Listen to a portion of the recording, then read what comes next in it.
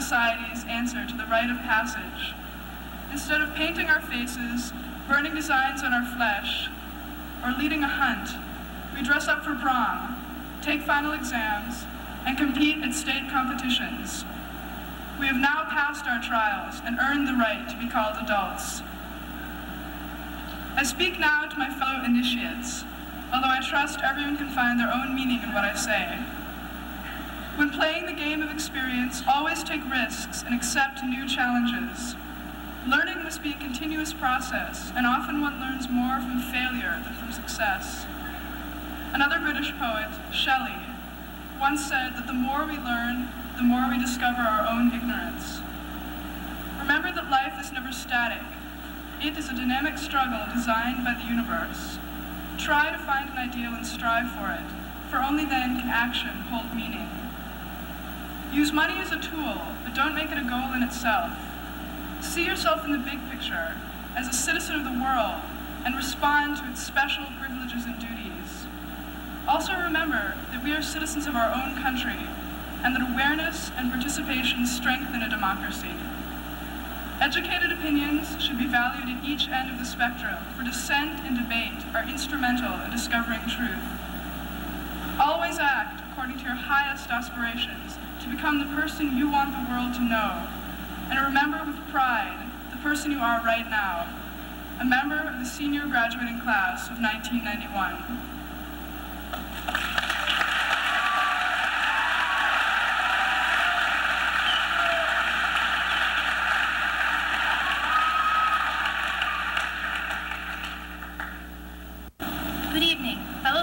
Faculty, and special guests. We are here tonight to say farewell to the class of 1991. Thanks. But remember when? Remember when the girls gave up their Barbie dolls and the boys packed away their Star Wars creatures? And remember when the girls hated the boys and the boys didn't even know that they existed? This, of course, was until junior high, when along with the new school came many new ideas. Our will to succeed was now challenged, as report cards were no longer limited to checks and X's, but contained a few more letters of the alphabet, and even sports became more demanding as cuts were made. Those were the days when we'd buy and wear anything as long as it had a brand name plastered across the front of it. Yet success was at the top of our list, and we'd do anything to accomplish it. This idea was carried on with us as we entered what would seem to be the twilight zone, high school. These, our parents reminded us, would be the greatest years of our lives. However, were they perhaps the most complicated years? We struggled to find time for homework, athletics, jobs, schools, and God forbid, a social life. We also found that we had to work even harder to achieve our goals. For instance, Mark Seibel found it was now necessary to stay awake for at least half of the class period in order to pass his next test. Soon, however, we found ways to get through our hardships. Who could forget Mr. Mercier's weekly crossword quizzes, which conveniently seemed to disappear on those Thursday mornings, or all those times when we talked ourselves out of trouble after being taken out into the Hall of Doom? And remember sophomore speech class when 5 minutes seemed like 5 years, and you couldn't stop your knees from shaking no matter what you did? This was also the year we decided it was better to walk a few miles than to be seen having one of our parents taxi us around. Of course, this didn't last long. We soon found ourselves sitting in driver's ed class, where we were forced to learn useless tasks, like how to pump gas and change tires, when all we really wanted to do was impress our friends with our driving skills. Along with driver's ed class came range and all those twilight driving lessons. Hey, car number 9, your lights are on. Through it all, though, we somehow managed to talk the instructors into giving us our license, and we were content until junior year. Ouch! Junior year, the academic killer. The year when chemistry was used as a swear word, and it seemed you were always amidst a paper. Most of us couldn't accomplish a lab without breaking something, let alone balance an equation. I guess we just weren't born to be chemists, and as Mr. Halliday might say, it doesn't take a 4-star genius to figure that one out. Junior year also brought us many exciting athletic opportunities, as both the boys and girls basketball teams headed to state, and the girls cross-country and track teams also made the trip. Now came the year that we've waited for all our lives. As seniors, we had more privileges. It was our duty to tease the sophomores, and we now had our own side of the bleachers for all those many pep rallies.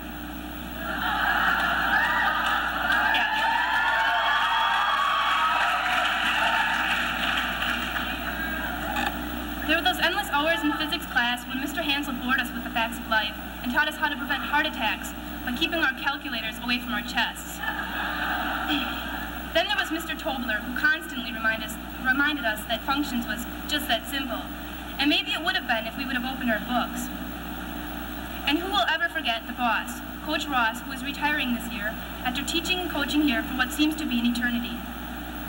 Our senior year was also a year of change in our school's policies. Students struggled through blizzards on stormy winter days to attend school and later found themselves stranded there. The annual Miss East contest, there wasn't one of those this year, nor was there a homecoming pep rally. The things we did accomplish, however, were done to the best of our ability. Athletic opportunities brought our girls' golf and volleyball teams to state competition, and our football team traveled to regional finals only to be defeated by the Preble Hornets. But after failure always comes success, as proven to us by our own Patriot players who made Grease come alive and brought us perhaps the best musical in our school's history. Sure, failure was familiar at times, but as Malcolm Chairman once said, no winner always is. If you have never failed, you will not succeed. And besides, if you didn't give it your all, you could bet that Coach Ross would be there to call you a wimp for not trying. All of our accomplishments these past 3 years at Appleton East will help us in the future, I'm sure. Yes, we will miss all of our friends, and maybe even a teacher or two. But high school is merely the trunk of the tree. There are many more branches out there to build your nest upon. Hopefully, we have learned from past experiences which will bring us closer to our goals and success beyond 1991.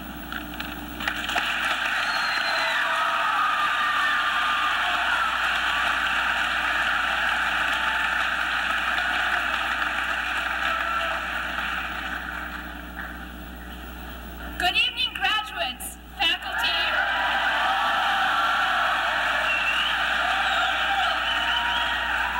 Good evening, graduates, faculty, parents, and special guests.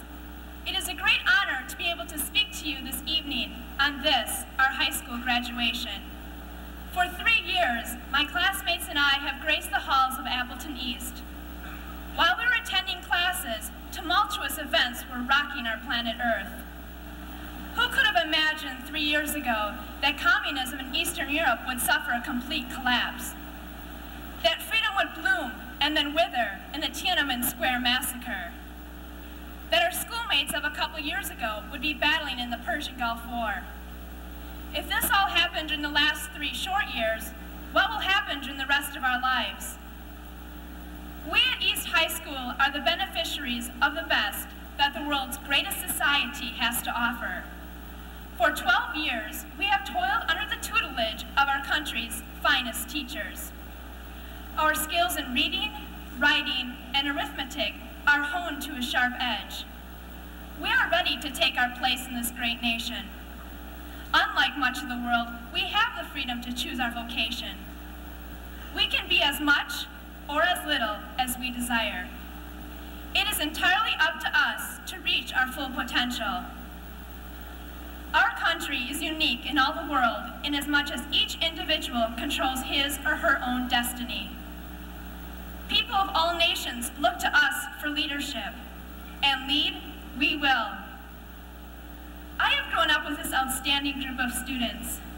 We can shoot basketballs, we can play football, and our track team runs like deer. Our orchestra, band, and chorus are a pleasure to listen to. Our domain and forensic teams can talk the birds out of the trees.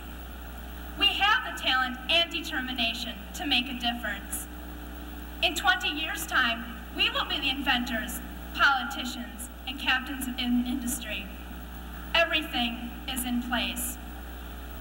Already, East High School has produced Hollywood actors, Olympic medalists, doctors, lawyers, journalists, and thousands of good citizens. Well, you ain't seen nothing yet. In this gymnasium tonight are 388 Patriot missiles, each one ready to ignite and streak off to his own destiny. Thank you.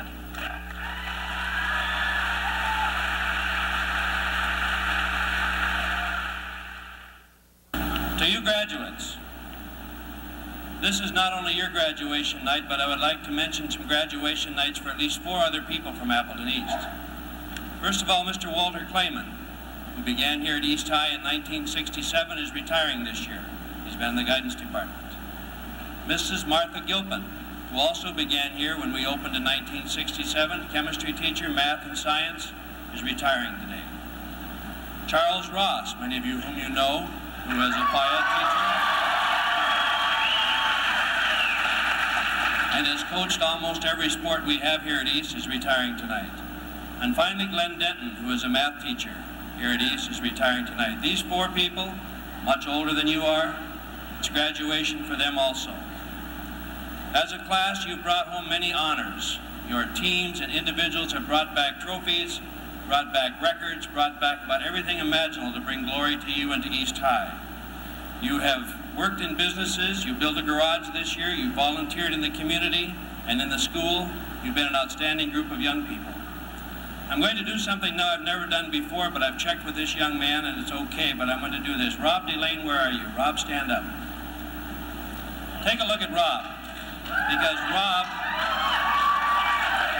Rob represents the end of an era. Rob, is your sister Catherine here? Where's Catherine? Stand up. There's Catherine. In 1971, Catherine began here as a student.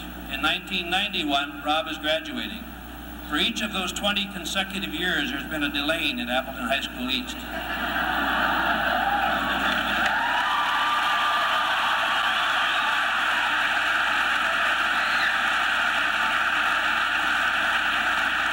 Either Kathy was a slow learner or there were lots of Delanes in between. I'm not sure. Congratulations to both of you. This ends the Delane era, and I don't know that that will ever be met again of 20 consecutive years. Thank you, Rob. Thank you, Catherine. We're going to miss you. As I said, you're truly good people. You are a unique class of 1991. There will be another class coming in next year that will be the class of 1994. And that always seems to be the way it works. But we'll always remember individuals in the class of 91 because you are unique. Now, before I certify you, I'd like to mention one other thing. Traditionally, at the graduation, some of the graduates have brought me gifts. I don't know if you're planning to bring me gifts tonight, but I'm going to turn the tables on you just a little bit, and I have a gift for each of you. So when you come up to get your diploma, after you've received your diploma from Mrs. Bowen Eggerbroden, either if you're coming this way, come to me. If you're going that way, go to Mr. Stanford, because we have a gift for you, and be sure to pick it up before you leave. It's our appreciation for you too. So just be ready for it, okay?